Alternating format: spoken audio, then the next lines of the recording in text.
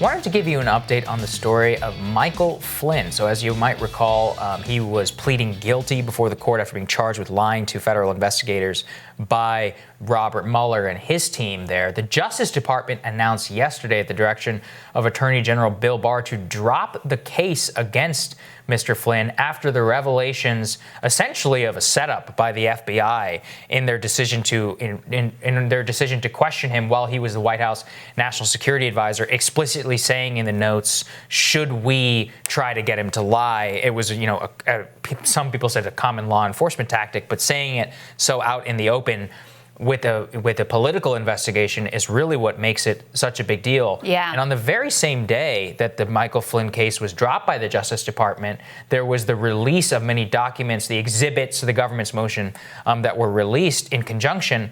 And it's showing that President Obama himself was aware of the details of the original. Remember, this all stems from a phone call because President Obama put sanctions on the Russians for interfering in the 2016 presidential election. Right. Mike Flynn, at the direction, I think, of President-elect Trump at that time, calls the Russian ambassador trying to tamp down tension, saying, hey, we won't just hold on. Yeah, basically doing his job. I mean, he's an incoming national security advisor. So President Obama, according to these new documents, was the one who briefed then the Deputy Attorney General Sally Yates about this, which is what eventually sped up the entire investigation. Yates going and warning the Trump White House that Flynn might have lied to the vice president and was vulnerable. This whole vulnerable to blackmail by the Russians thing and a rift.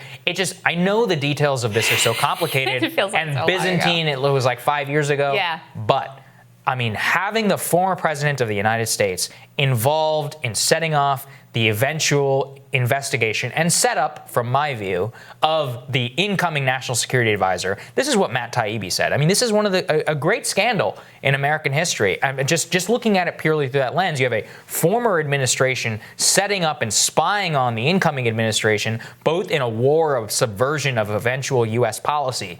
It's just a very big deal. Well, and that was what was so controversial about Flynn's call to Kislyak to start with, was essentially the idea that he was undermining, because President Obama is still the president. Yeah, he was the president. Right, so he's sort of back channeling and undermining, the current president and policy. So there was a question whether that may be in violation of the law. But that's not ultimately what they prosecuted him on. What they got him for was lying to the FBI, which it does look like he did. Mm-hmm. But now we learn that the FBI was really trying to get him to lie, which was the most explosive latest development. And it is true, it's very unusual for the government to say, we're just dropping this all together after he pled guilty. Right. Let's not forget that. He did plead guilty here, even though he is now was trying to withdraw that plea. So it is highly unusual for that to occur. But this whole situation is highly unusual. I will say, just going back to my own sort of mindset at the time, there was so much sort of sketchy behavior from these people that it was easy to assume that there was a lot more going on than there actually was, right? He did lie to the vice president. The vice president did go out and say, oh, no, this didn't happen on the Sunday shows, etc. He did mislead the FBI. And so when you looked at all those pieces, you start to, maybe there's something really fishy going on here. It turns out that it was probably just mostly bumbling and competence. And I actually think that that's an important undercurrent of this entire administration. A lot of what has been assumed to be intentionally nefarious behavior, when it came down to it, was actually just rank incompetence. Yeah, it was just rank incompetence. A bunch of people who have no idea what they're doing, who don't even know what they're supposed to be doing and not doing, and then when they try to lie about it or cover it up, it just makes it all seem all the worse.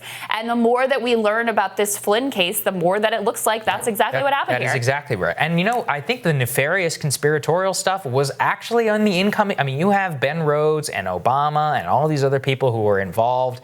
One of the stories I'll never forget was about how the Obama administration outgoing, quote, spread around information in the government about this Russia probe in order to make sure that the Trump people couldn't quash it. Now, you could look at that as noble, or you could look at that as laying the seeds for the eventual leaks and all the things that beset the Trump administration. administration. So much of this was just nefarious from the beginning. And I have to say, I mean, President Obama himself having the details of this, briefing himself, Sally Yates, about the incoming wiretaps, shows a level of his involvement that up until this point, by the way, Vice President Biden was also still in the room at that time. That is a level of involvement from the top that we had not known about. And I think that we need to, I mean, given how much was investigated and delved into in terms of Michael Flynn and Paul Manafort and Gates and how much we subjected the public to that, we need to know more about President Obama's involvement. Aren't there investigations going on? Are there investigations? I don't know. I mean, I assume so. I've sort of lost track of some of the threads of this story, if we're being real. Right. I looked at people like Taibbi and Greenwald to keep me updated. We'll keep you updated. We'll stay on it. All right, we'll have more Rising for you after this.